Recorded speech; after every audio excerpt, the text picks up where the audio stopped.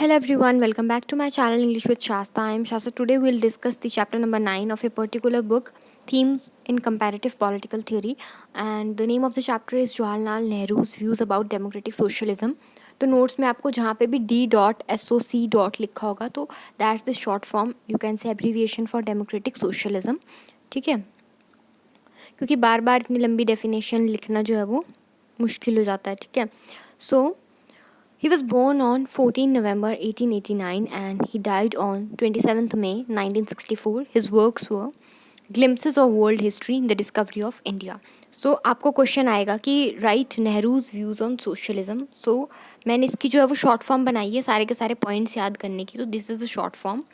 HD planning से freedom तो फिर इस्टेब्लिश होगा, अपॉर्चुनिटीज़ और वेलफेयर होगा. ठीक है, ये जो है वो शॉर्ट फॉर्म मैंने जो है वो बनाई हुई है. ओके, सो H से आ जाएगा ह्यूमन कॉन्सेप्ट. डेमोक्रेटिक सोशलिज्म क्या है? ह्यूमन कॉन्सेप्ट है. ठीक है, ह्यूमन कॉन्सेप्ट कैसे? इसमें सोशल डेवलपमेंट होगी मैन की. ठीक है, और आप अपलिफ्ट करेंगे किसको? दलित्स को, लोअर कास्ट को अपलिफ्ट करेंगे और ह्यूमन राइट्स पे जो है आपका एम्फेसिस रहेगा. ठीक है, डेमोक्रेसी के वर्शिपर थे ना जवाहरलाल नेहरू. ठीक है, D से क्या आ जाएगा? Democratic socialism. HD प्लानिंग से, तो H से आ जाएगा ह्यूमन कॉन्सेप्ट, D से आ जाएगा डेमोक्रेटिक सोशलिज्म. डेमोक्रेटिक सोशलिज्म में क्या आएगा कि हाँ, democratic socialism is an effective democratic system. ठीक है, पार्लियामेंट्री सिस्टम से जो है वो बेटर मानते थे इसको. ठीक है, इकोनॉमिक डेमोक्रेसी को जो है डेमोक्रेटिक सोशलिज्म जो है वो कहा जाता है. HD planning, planning support for planning. ठीक है, ये बोलते हैं कि चैरिटी होनी चाहिए, हेल्प करनी चाहिए, पूरी प्लानिंग एंड प्लॉटिंग होनी चाहिए. ओके, फिर है fourth, helpful for establishment of welfare state. ठीक है, वेलफेयर स्टेट की इस्टेब्लिशमेंट के लिए हेल्पफुल है. कैसे है? Democratic socialism as for the welfare fulfil the needs of people and NGOs. The main theme is to uplift the lifestyle of lower classes and decrease poverty. Facilities like food, clothing, shelter provide to the public. ये आपको पता लगी क्या? Support to comprehensive freedom. HD planning से freedom. ठीक है, freedom में क्या आ जाएगा कि इसका एम क्या है? इक्वालिटी का ही नहीं बल्कि लिबर्टी देना पीपल को.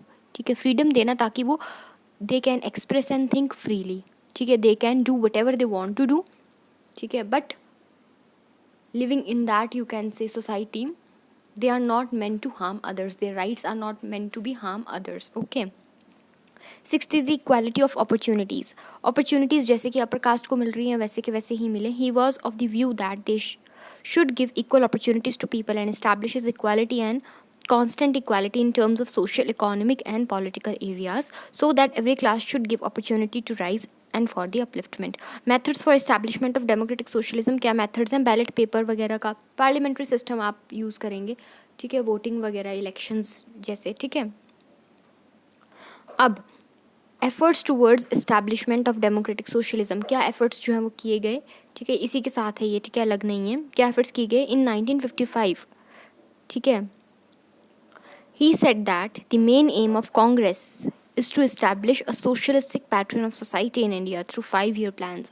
आपको पता है पहले जो है वो कांग्रेस ही होती थी. ठीक है, BJP was not you can say that much popular at that time. ठीक है, when India got independence and before independence also Congress was the party of the people. It is believed that. ठीक है, ऐसा माना जाता था, लेकिन बदलते दौर के साथ पार्टीज़ भी बदल गई. ठीक है, BJP का पहले इतना कोई वो नहीं होता था लेकिन अब है. ओके, सो क्या है, उन्होंने बोला कि सोशलिस्टिक पैटर्न ऑफ सोसाइटी को जो है फॉलो करना पड़ेगा कांग्रेस को. और 5 ईयर का प्लान जो है उन्होंने किया. पहले ईयर में क्या होगा? प्रोडक्शन ऑफ, सो पहले में था प्रोडक्शन ऑफ मेन रिसोर्सेज पहला ईयर. सेकेंड ईयर में establishment of right of labourers, labourers को राइट मिलेगा. Third, inspired for social justice, social justice होगी. ठीक है, सोशल इक्वालिटी होगी you can say. Four, methods to improve land and capability of farmers. Fifth, given importance to cooperation, cooperate करेंगे. ठीक है, इसका कंक्लूजन क्या आ जाएगा कि इसने मिक्स्ड इकोनॉमी को इंट्रोड्यूस किया. Who introduce mixed economy? Jawaharlal Nehru. ठीक है, एंड मिक्स्ड इकोनॉमी पे आपको अलग से भी एक शॉर्ट क्वेश्चन आ सकता है. Mixed economy in front of Indian welfare state, giving and providing opportunities to people and giving opportunity to man to think freely and enjoy his life according to his own will. एक question इसमें से ये बन सकता है, Nehru's views on socialistic pattern of society या Nehru's views on ideas of socialism. ठीक है, तो आपने पिछला वाला ही लिख देना है, डेमोक्रेटिक सोशलिज्म का ये जो मैंने आपको बताया ना 5 ईयर एक्शन प्लान, ये आपने लिख देना है। और उसके बाद आप स्टार्ट करेंगे कि इस एक्शन प्लान से क्या करना चाहते थे, पॉवर्टी को रिमूव करना चाहते थे और सबको जो है वो सोशल जस्टिस देना चाहते थे। नेचर ऑफ सोशलिस्टिक सोसाइटी, कैसा नेचर था, दो नेचर थे, एक सोशल बेसिस था, एक इकोनॉमिक बेसिस था।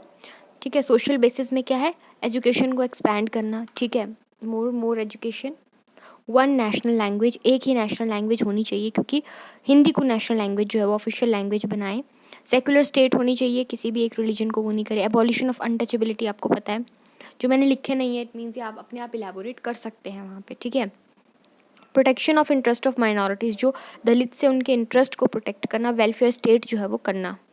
ओके, सो इकोनॉमिक बेसिस आ जाएगा। ठीक है, इकोनॉमिक बेसिस में हम क्या पढ़ेंगे कि इकोनॉमिक बेसिस किस रिलेटेड होता है, पैसों से रिलेटेड। ठीक है, इसमें आ जाएगा कि आप पॉवर्टी को वो करेंगे, क्या करेंगे, रिमूव करेंगे। अनएम्प्लॉयमेंट जो है उसको रिमूव करेंगे। एम्फेसिस ऑन एग्रीकल्चर है, एग्रीकल्चर पे एम्फेसिस होगा। ठीक है, ज़्यादा से ज़्यादा जो है वो for fulfilment of food we have to import from foreign countries. ठीक है, 70% फार्मर है इंडिया में, 60% ऑफ टोटल नेशनल टैक्स जो है वो फार्मर्स से ही जो है वो आता है उस टाइम पे। ठीक है, कन्वेंशनल वैल्यूज़ क्या, रिचुअल और कल्चर इंडिया को प्रोटेक्ट करना है, इंडिया के रिचुअल और कल्चर को। Supporter of state intervention in the field of industries. अब इसमें क्या है कि he was not agree with the free trade of Smith and Ricardo और स्मिथ, 2 पर्सनस थे। ठीक है, उन्होंने फ्री ट्रेड पे जो है वो बोला था कि फ्री ट्रेड है, लेकिन इसके साथ ये नेहरू सपोर्ट नहीं करता है। इस आर्ग्यूमेंट जो है ये फ्री ट्रेड का इसके साथ सपोर्ट नहीं करता। वो बोलता है कि फ्री ट्रेड जो है वो कैपिटलिस्ट क्लास को ज़्यादा जो पंख दे देता है, यू कैन से। ठीक है, नेशनलाइजेशन ऑफ बिग इंडस्ट्रीज़ के नेशनलाइजेशन। ठीक है, मिक्स्ड इकोनॉमी के अंदर नेहरू ने डिवाइड किया था।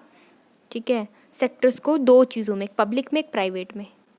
ठीक है, कम्युनिटी डेवलपमेंट प्लान में क्या होगा, बैकवर्ड एरियाज़ वगैरह को हाई स्पीड कनेक्शन वगैरह वो हर चीज़ उससे जोड़ा जाएगा। कनेक्शन इन द सेंस की मतलब कनेक्ट होगा ना, वो रिमोट एरियाज़ को कनेक्ट किया जाएगा आपके रूरल से। ठीक है, अर्बन को रूरल से कनेक्ट किया जाएगा इस तरीके से। मिक्स्ड इकोनॉमी क्या होती है, मिक्स्ड इकोनॉमी का अलग से भी क्वेश्चन आ सकता है। कैपिटलिज्म और सोशलिस्टिक पैटर्न के बीच में उसने मिक्स्ड इकोनॉमी को चूज़ किया। उसने बोला ये बेस्ट है इंडिया के लिए। उसने डिवाइड कर दिया इंडस्ट्रीज़ वगैरह को 2 सेक्टर्स में, उद्योगों को उसने डिवाइड कर दिया into 2 sectors. Number 1 is the public and the private sector. Public sector का इंक्लूड होगा जिसमें स्टेट गवर्नमेंट का जो है वो कंट्रोल होगा, जैसे railway, telephone, steel industries etcetera. और प्राइवेट सेक्टर क्या होगा, जिसमें स्टेट जो है वो कंट्रोल नहीं करेगी कुछ भी। ठीक है, ये कैपिटलिस्ट जो पूंजीवाद होंगे वो कंट्रोल करेंगे। ठीक है, so this is all about this chapter. ठीक है, बाकी आपने स्क्रीनशॉट साथ साथ में ले लिए होंगे, I hope so. All the very best, God bless you all, take care, love you, bye bye.